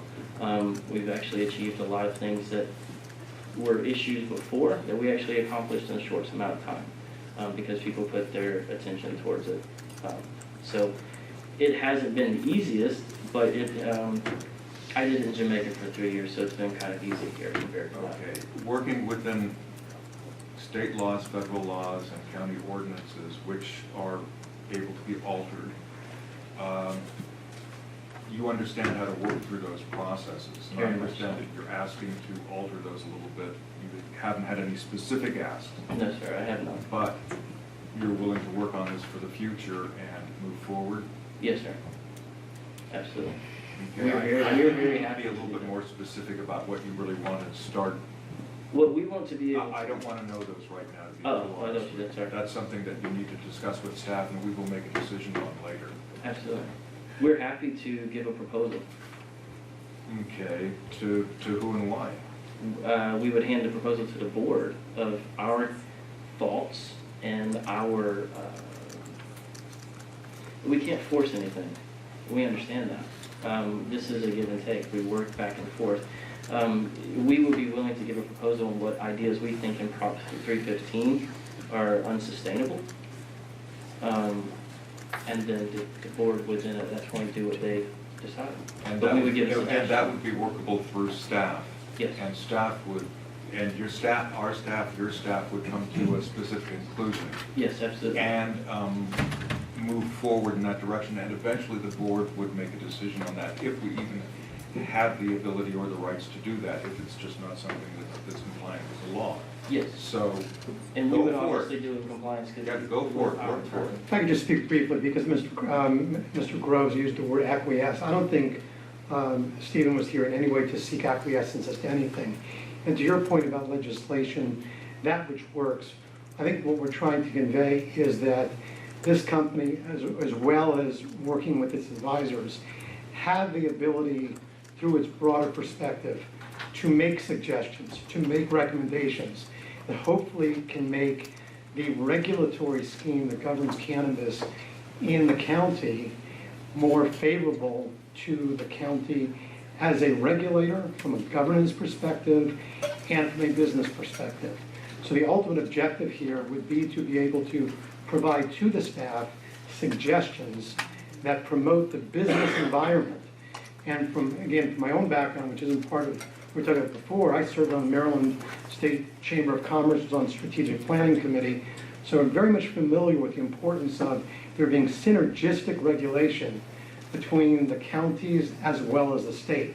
So in terms of acquiescence, I would not favor the term acquiescence to state law as much as try to find ways that the two can work together, because where you have tension between state law, local law, regulation, that creates a more challenging business environment and business climate, not only for the larger companies, but the smaller companies that are trying to thrive. So it would really be about proposal and suggestions to create a more favorable structure as these structures are evolving, given the changes that we're seeing frequently within the law. Right, and that's why I'd like to ask you to work with our staff and attorneys and everyone else to do it, instead of looking directly at this board. And that would be the course we would follow. Look at the structure, make suggestions through the staff, because ultimately it's the staff that's making recommendations to you. Now with input from ACP, from Stephen, from Gary, of the other growers in the room, but other businesses, because it has a much broader impact than just the growers themselves. So with that, I'm gonna, unless you have a closing comment, and I'm looking, I don't see any more questions, so I want to thank you. I appreciate the mutual gains approach, where it's a win-win-win for everyone, and look forward to hearing what you bring to staff. So look forward to seeing those investments in Trinity County. So I appreciate you flying in from all over the place. And with that, it is 10:30. We're going to take a 15-minute recess, so our presenters will be able to answer questions from the audience. We'll come back at 10:45. Thank you. Ready for the gavel to hit?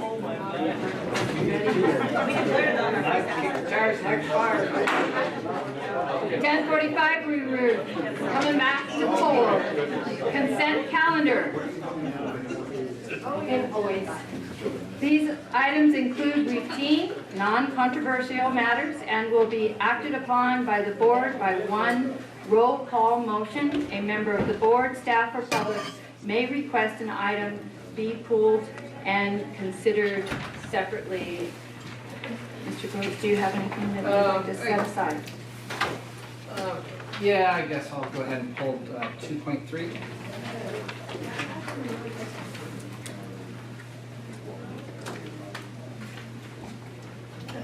I do not. Okay. Does the public have any items to be pulled? I'd like to pull 2.1.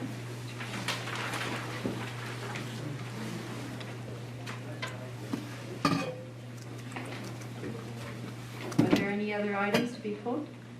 Having seen none, we'll move it back to the board. I will move to accept the consent agenda as presented minus the pulled items.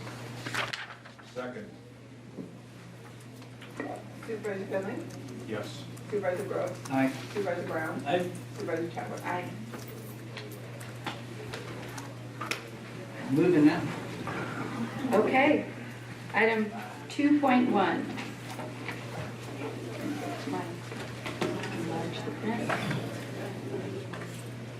2.1, resolution authorizing of signatures on all federal and state contracts and necessary documents of finance transitions.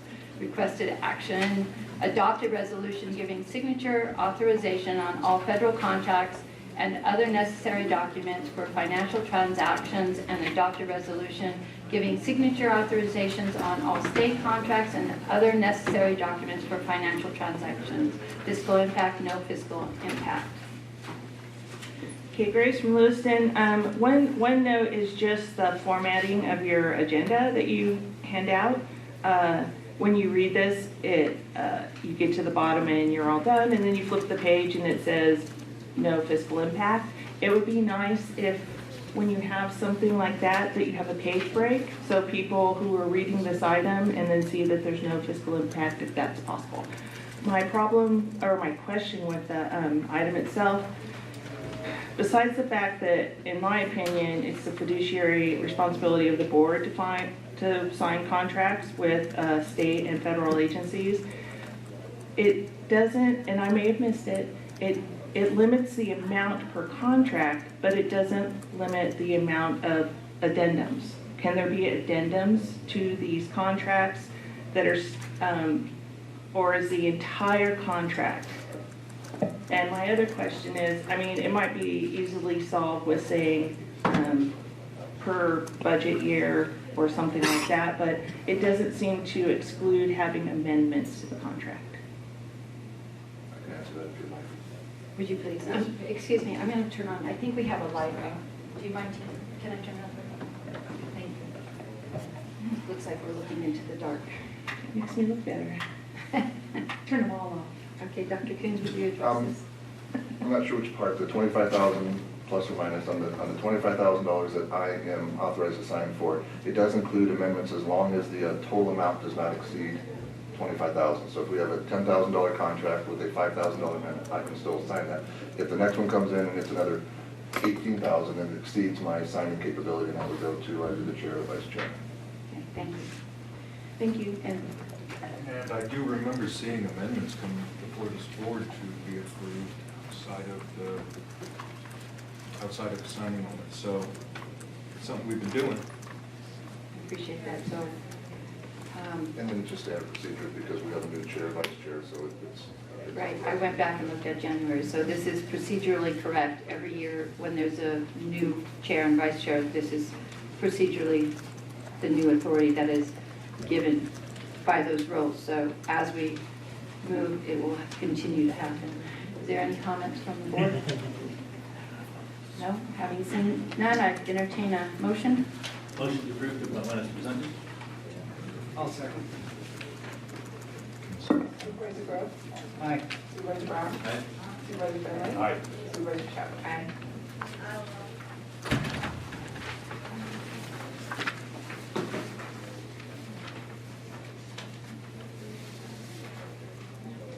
Item 2.3, Trinity County Fair operating budget for 2020. Requested action, authorize the chairman to sign the Trinity County Fair operating budget for 2020.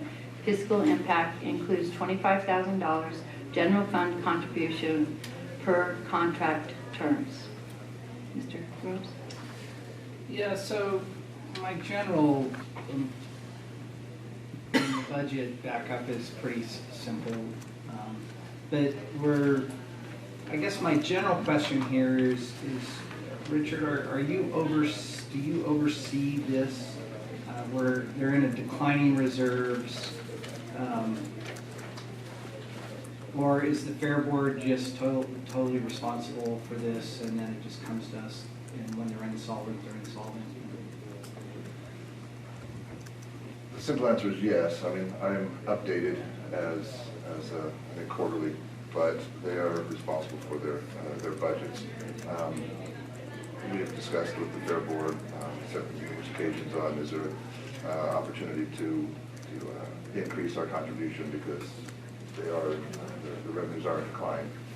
I can't remember the bill that passed that eliminated some of the rural funding for fairs, but we're aware as it goes, but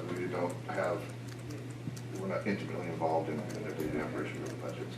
So you don't go to their budget meetings? I haven't in the past, no. But if that's something the board would like me to do, I can certainly do that. Well, I'm concerned, I just don't want us to, the board, we all have our appointments to their board and they're capable, and I'll be honest, I'm not as involved as I probably should be. But I just want to make sure we don't get in a situation where all of a sudden it's a crisis. We have to step in. That, The fair is its own entity. They're not a government agency in any way, shape, or form. The grand jury cannot approach them to investigate them. We simply give them $25,000 as a contract as, okay, you're terrific, here's your money. We can stop that anytime we want. And they would like more money, and they've threatened that before, and they don't. so then why do we oversee their budget? So Might be part of the contract. I don't know, giving them $25,000. I don't know if we really oversee their budget or not.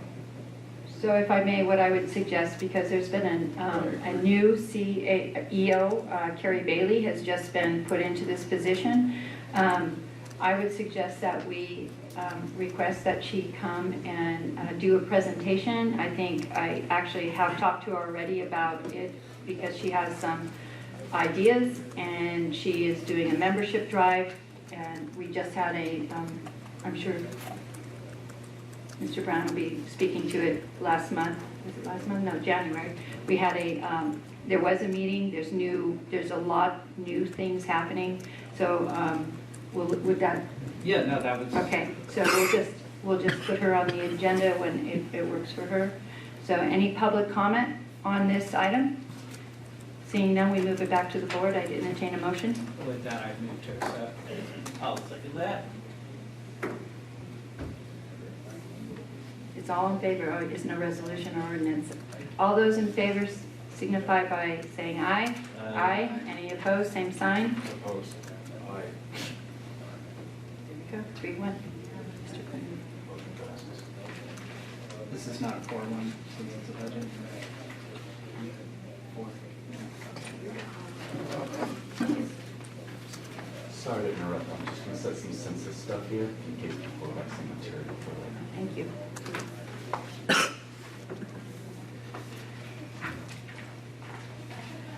Moving on. Looks like we're at reports and announcements. Report from department heads.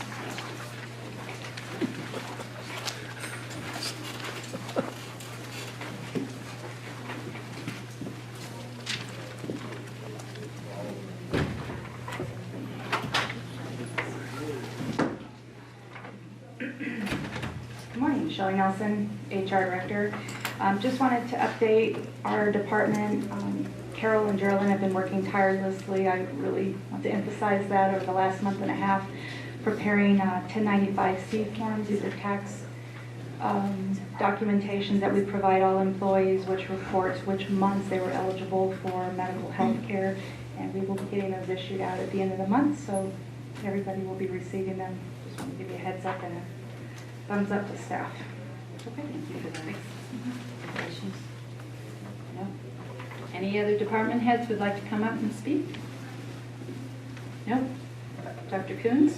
Okay, just the board asked at our last meeting a couple updates. One was concerning the food bank and the 2 vehicles that we still have on our county asset list. And looked into them. They were given to the county, but since became part of our county asset list, we can't just give them back. So we'll have to go through the process, and then we can sell the vehicles for $1. We don't have to go fair market. We can actually just sell it back to them. So that's in the process of doing that. We're paying their insurance for 6 months and still working their budget. We found some other funding that might be appropriate. Actually, Supervisor Brown found some funding that might be very appropriate for the.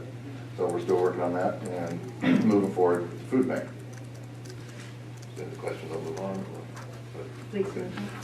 The next one is we will be bringing a contract amendment on February 4th to start the fee study for the entire county. We had a couple of people today that discussed wanting the fee study for cannabis. This will include all departments, but also include cannabis. And during that fee study, we look at our expenses versus our revenues, and then figure out what the appropriate fees are. So that will be coming to the board on the 4th, and if approved, we will start on the 5th, and it'll take between 6 to 8 weeks to get that returned. And that was in the budget, if you remember. We put that in the 1920 budget, $50,000 to do that fee study. So that is come to fruition. And finally, Supervisor Finley asked me to update him on solid waste. And I have Diane here, which I'm asking her to come up and expand on it. I don't know if it's appropriate to give you some copies of this. Is our, can I pass this out to the board? One to you. These are our figures for the 9 transfer sites we have in Trinity County. Which when I dug in this, I didn't realize we had 9 transfer sites in Trinity County, but we do. The number that's most appropriate is the one at the very bottom that says net profit or loss for the total year. And this will kind of tell you what the plan is for Trinity County when we ran a $380,000 net loss in the 18-19 year. That's why we brought to the board a fee increase for the 19-20, which essentially brought us up to solvent, so we will be at 0 now. But it doesn't allow us to purchase new equipment, increase staff, doing the things that we are planning on doing. So with the fee study coming out, we're hoping that gives us a real scale as to where we need to be as a county. The trucks, for example, are transfer site trucks. We leased 2 of them several years ago, $600,000 for the 2, and they're coming up to the end of that lease and looking to have to purchase a couple more. So as you can see, we're running right now on the bare minimum plus minimum wages going up. So this 380 we brought up to 0, but we're anticipating that the 2021 year, we're going to be back to a negative balance again if we don't move forward. So the plan starts with, we have to get an idea of what our true expenses are and what our anticipated expenses will be. At that point, we can start moving forward with the maintenance. And I'm going to have Diane come up and talk about I think it was which transfer site was it specific that? Yeah, Hyden. So, and some of the plans that we have for that site. So, let her go ahead first. So in my project list, then we have not only High and Palm, but each of the small remote sites that have the in-ground bins all need to be maintained that way. We actually got a quote yesterday for replacing just the bins themselves that go in those holes in the ground, and I came up with $78,000. This is not taking time to, I still have labor, equipment, and the fixing for the structure to put the bins into, which would be on top of that. And this is all of our sites. We've had those systems in place since the sites were approved with their operation plans in, I believe, the late 80s somewhere. And they are in the process of needing repair at this point. We've always just operated on, with declining numbers, then it's things that get deferred and not maintained like they should be. Okay, and does that price for titanium bins, I assume titanium doesn't rust or something like that, or platinum bins? These are for 12 and 14 gauge steel, but Yeah. they Would, you know, Mhm. sorry, in ground, whatever. They've come across a system to it where we should be able to keep them where they're more durable. They have coatings on them now and whatnot. We have another question from Supervisor Brown. I'm just curious if it's ever been looked into, if there's any potential advantage into working with a company like Recology or something like that. I don't know if that's something we could talk about later, or you already have information on now, but that's something I've been curious about and wanting to look into, but I don't want to. Acquired director had let Recology come in and give us a bid for taking over the system, and what they did was provide us with a bid that would have taken all the money, including what we need to maintain the landfill, but they didn't want to take the landfill, they only wanted the routes and sites.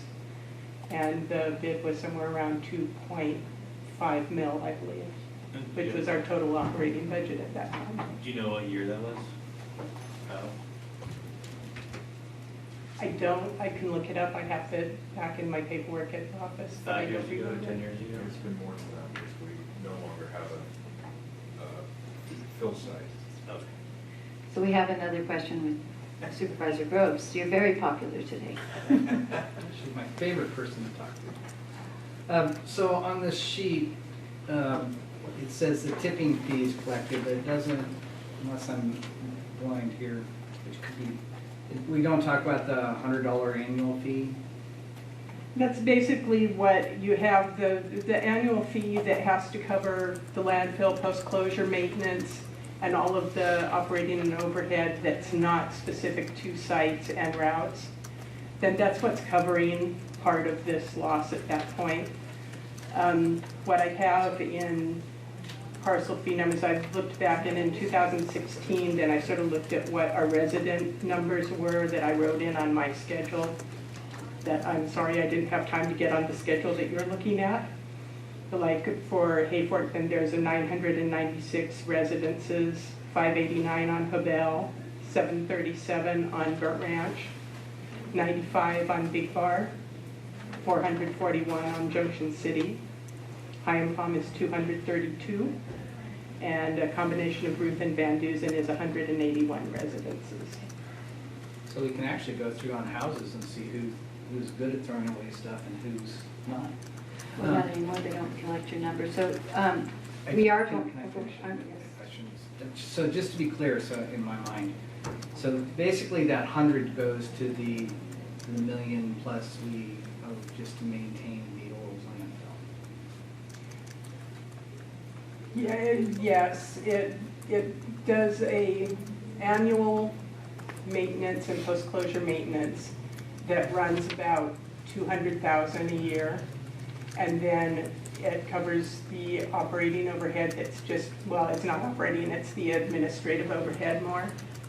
And then there's some that does the sites also. Okay, so the administration and the landfill is 100. I'm not asking to get down to dollars here.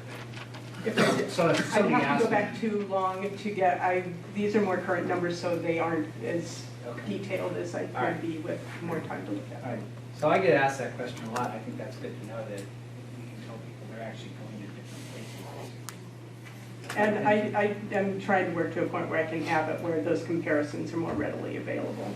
And I have to add on the sites, once you get past the in-ground bins, then I can't forget Weaverville and Hayfork, which have larger projects that need to be funded. Like in Weaverville, then the tipping floor hasn't been replaced or repaired since we built the building, which needs to be redone, and the apron around it, so that's another $285,000.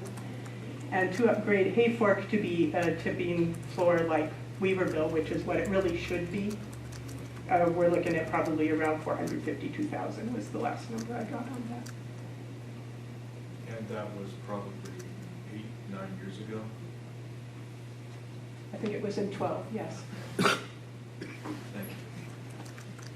So this will be one of the many fee studies that will be coming before us once we, if the board approves the fee studies in February. So I look forward to seeing a full report on that. And are there any more questions? Thank you. Thanks, Richard. Open up that can of worms, and those worms are crawling everywhere now. That's the good news. So Tina, will that, what she just provided be in the backup for people in the public? Okay, thank you. Moving on in the reports themselves, anybody from the Board of Supervisors would like to kick it off? Sure. I have no out-of-county travel since the last meeting. Okay. Keith? I thought I did, but I don't have any account travel. Supervisor Brown? All right. On the 9th, attended the fairgrounds dinner and annual meeting. That was nice. It was late last year, so got to meet that group of people, hear about the fairgrounds plans. He said they have a new CEO. And she seemed to have a lot of good, positive energy. So I feel like the fairgrounds are from what I could tell, an uphill incline of their morale. On the 15th, I went to RCRC in Sacramento. Some of the issues we discussed there, the budget, some of the highlights, some of the main things I thought were key to Trinity County is their state is putting in $6.5 million towards hatchery modernizations. So if any of our hatcheries are looking for improvements, this is a good opportunity to get those addressed. There's $50 million for schools, food banks, and other public facilities for generator backups, so they're not as negatively impacted during the PSPS events. Some clarity on some of the stuff with the fairgrounds. There is a bill that talks about fairgrounds being utilized for homeless shelters. However, it's only impacted in the districts where there is a shelter pre-existing within the fairgrounds district. So it's my understanding that that does not apply to the Hayford Fairgrounds that have been discussed at the meeting down there. With Golden State Natural Resource, they're still finishing up the feasibility studies about the pellet program. I talked with a couple of the people there about the potential for Trinity County to be involved or have a site here, and I think they're going to get back hopefully and talk further about that. They had done some early assessments and feasibility for their plant here, but we didn't have the time to talk about their sum, and I think they're getting their responses at the beginning of this next month. There was some talk about future cannabis export laws for the state. There was talk about the PILT. 2 years of SRS pay or PILT will be released. $22.6 million for the SRS counties. They don't know when it's going to start rolling out, but we should be seeing that this year. There's a Good Assembly Bill 19 that would be utilized to establish a grant program for counties to provide their roads departments with their own veg management equipment. So I thought that was kind of neat. I'll have to let Rick know about that one and make sure he's aware of it. There is a bill regarding broadband for fairgrounds, and I think some money is being allocated to assist fairgrounds with having ample broadband, so I'll be paying attention to that. The counties were all asked by our CRC if they have any good ideas, comments about rural homeless issues, to please send ideas to them. So if anyone from the public has ideas, constructive ideas about homeless issues, feel free to reach out to me or any of the board members, and they can forward the information to me or to RCRC. Let's see, it was discussed, a few of the counties, the rural counties, are declaring states of emergency for looming fire threats. And some of the other counties recommended that and encouraged all the counties to follow in their footsteps and do that. So this is me bringing that concept to the board, and maybe we'll get it agendized to discuss and look at the other counties and how they've done it and why they've done it.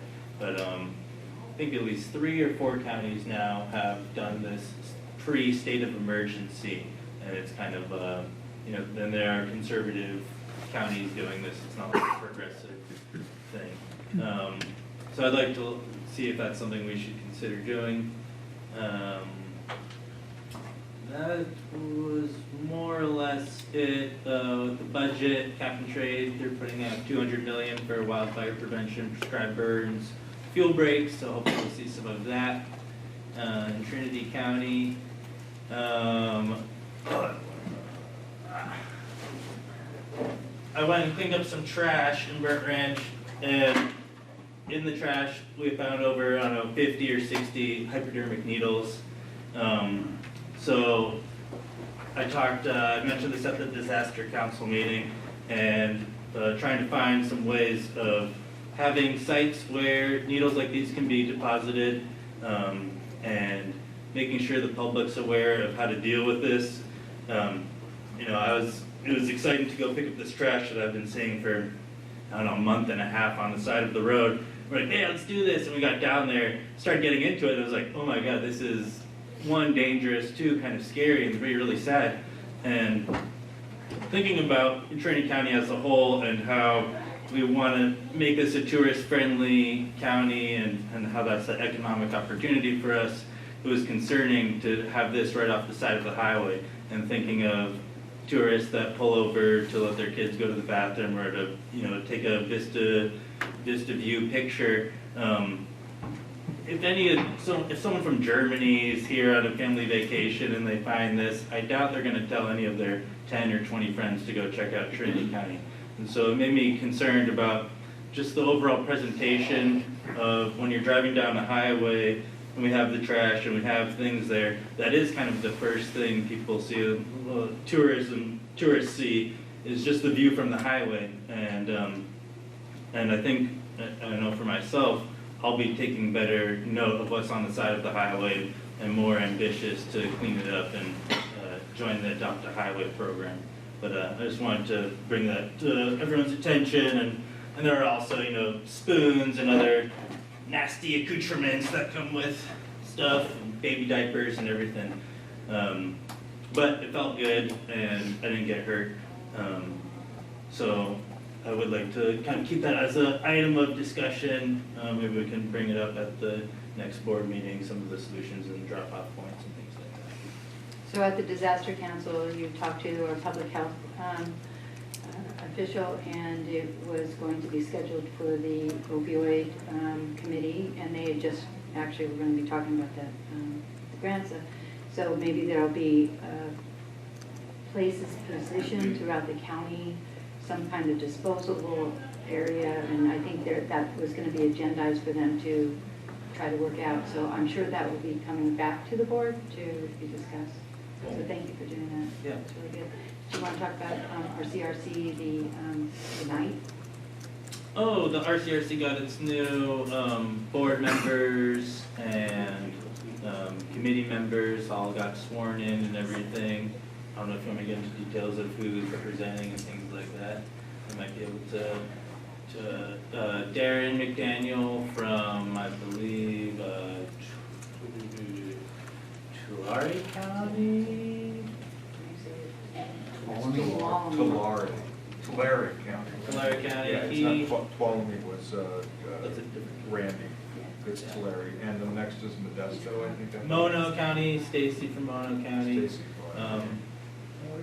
But it was nice to see their new leadership every year is always good, I think.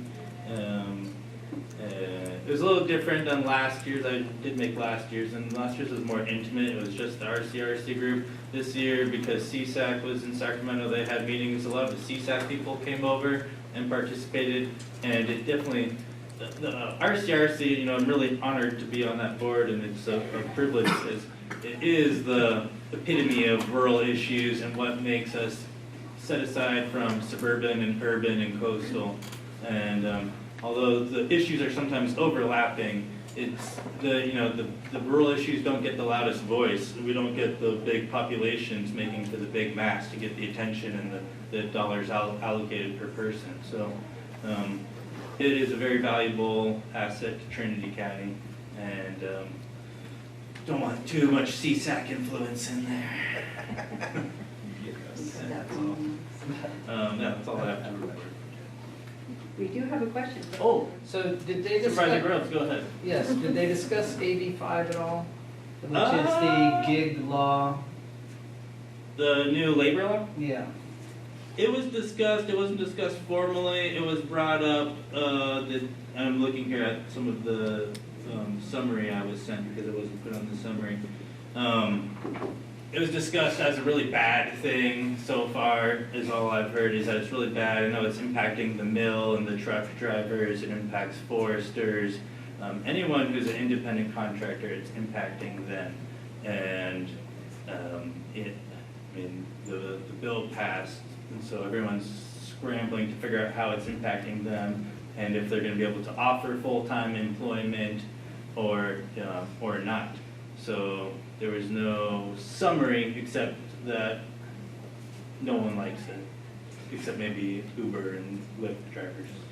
So just for the board's information, I did ask CEO to analyze it and see if there's some things that the county government can do to make it easier for people to contractors here in the countywide, such as business licenses. But he'll give us a report on that at a later time. I'm sure author at RCRC would be more than willing to help with any legal advice on that, definitely. It's like CARD, it really impacted the rural counties and we never even considered us, so. What? I'm shocked. So, Thank you, Jeremy. Jeremy, is there anything else? Oh, I came up while I was out there in the big outside world. I had a new acronym for rural, and I can't find it. I'll think about it while you guys all talk. Yes. And then for your information, the feds, I don't know if it's signed yet, but they have a large pocket of money for to help cocaine abusers, and they just widened that to include methamphetamine. Which is a west, I don't know, what did I read? 80% of the methamphetamine's west of the Rockies, and so that would help the western states.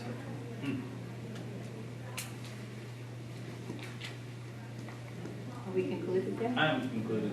Okay, so on the 7th, I attended LPC with Jeremy, and then later that day we had a point in time count, which is mandated by HUD. It's how we come up with our numbers to understand the financial impacts of our county with the homeless. And this year we're doing a shelter-only count, so there won't be teams going out into the county, counting heads and toes and feet under bridges and things like that.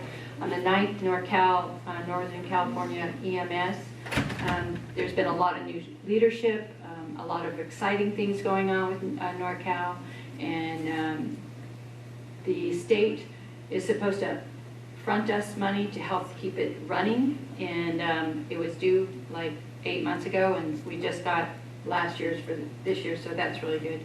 The TC Fair membership, the new board, as Jeremy said, there's a lot of enthusiasm, a lot of really good things going on. The 14th is disaster council, 15th the morning of Sacramento RCRC, and then the night was the officers' night. And so that brings us to the ad hoc committees, which is really just the federal lands legislation. And real quick, I had contacted John Driscoll, Congressman Huffman's. He sent me a map and it's terrible, so I have Amelia is helping me figure out who, because we're short at RC&D, and they don't even have, just for your information, our own specific districts at all, which I thought was interesting. So that's a side note on that. The maps, the federal maps are absolutely atrocious. There are, absolutely. They're an embarrassment. But again, remember, this is, one of the goals is to find properties that we could try Maybe to you and I acquire. can, I'll talk offline, because maybe you can go with me, because I know you are well-versed, way better. So would you mind? I do not. I might be stepping on Jeremy. Would you mind if I would? As long as we don't, we can't talk about Right, land limits. right. But you're, yeah, I don't want to insert myself there, so. Okay, so do you guys have anything with the federal lands? Basically, in my view, we're waiting for Maps? you to put something forward. Okay. Unless Jeremy has something. I don't think any recent stuff is, I think they're busy right now, fighting amongst themselves. You call that busy? Okay, moving on, county matters. These items include non-routine or controversial matters and are listed alphabetically by department. A member of the board or staff may request that an item be heard out of order.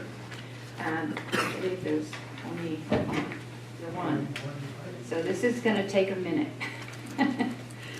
Authorize human resources to provide an adjustment to the hourly rate for current and newly hired employees within the following classifications to make their wage compliant with the minimum wage for 2020 effective January 1st, 2020.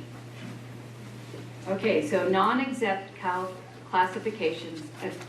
Account clerk 1, G140, account... I'm sure you don't need to say the numbers. Oh, good. Woohoo!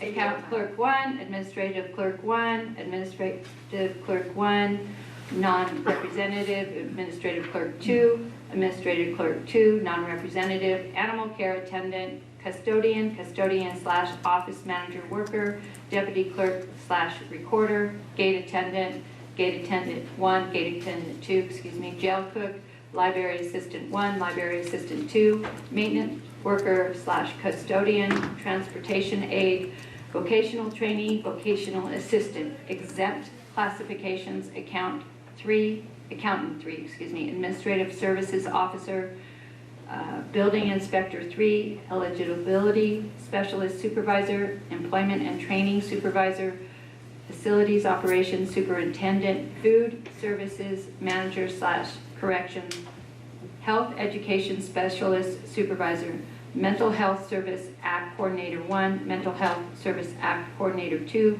senior planner M218, I didn't have to read that, social worker supervisor 1, social worker supervisor 2, solid waste analyst, solid waste technician 2, solid waste technician 3, supervising accountant technician, supervising deputy probation officer.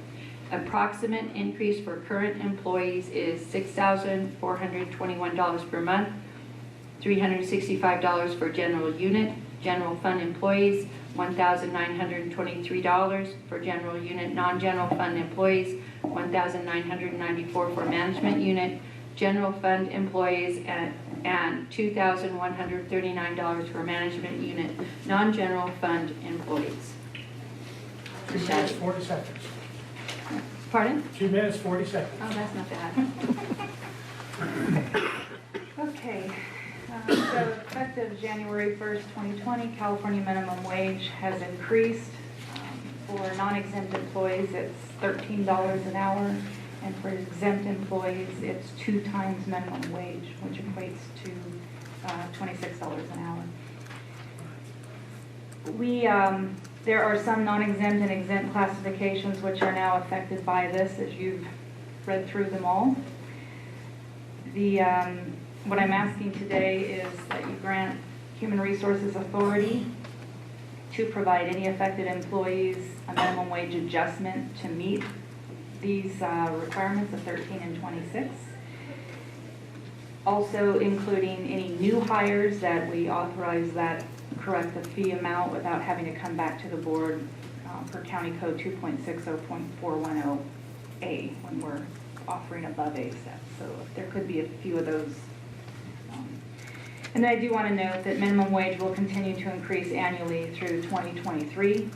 And we are addressing this on a global matter through current negotiations and hope to have all of that implemented this calendar year.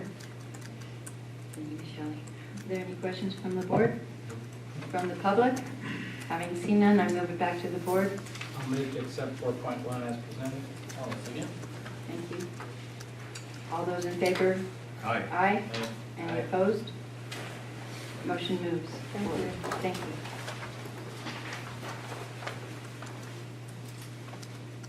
The board will be taking a short adjournment and, okay. And then after. Thank you, sir. Closed session, item 5.1, existing litigation, Hill versus Trinity County.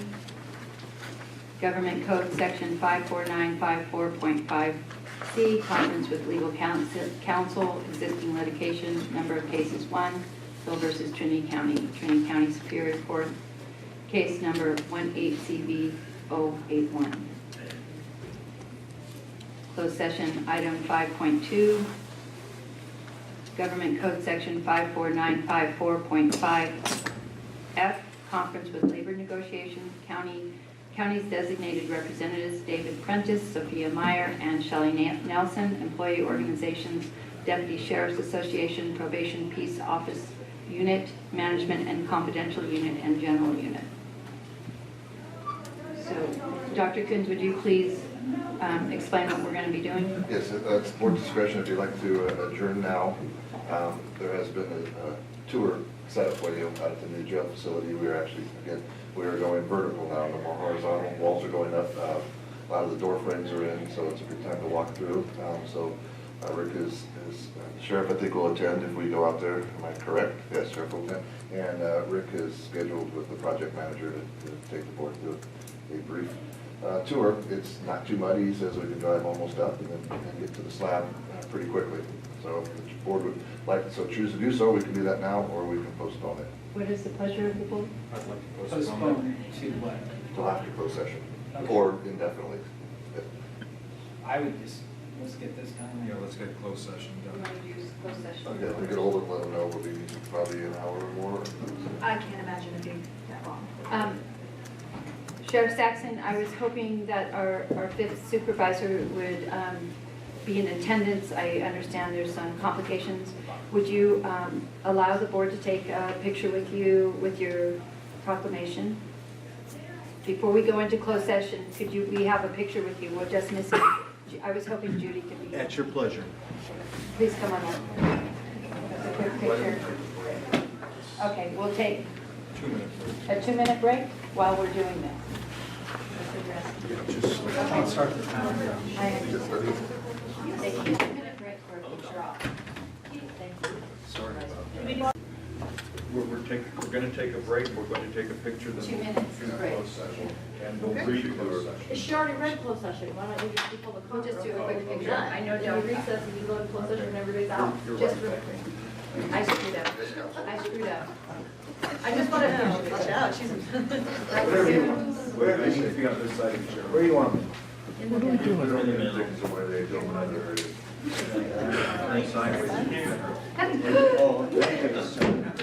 he's like, you go real sideways. This is running back.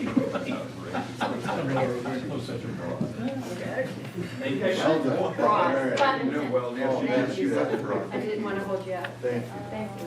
Okay, so are we doing the tour After another day? an hour, about 45 minutes an hour. Like next year was where. It won't be that. As long as I have before day 1:30. Maybe less than that, so text you about 5 minutes before. And then meet you here or up at the jail? Meet up the jail. Meet you at the jail. Rick says the gravel, someone drive the gravel's fine to get out there. Then you can- Text me, I'll meet you up there. Thanks, sir.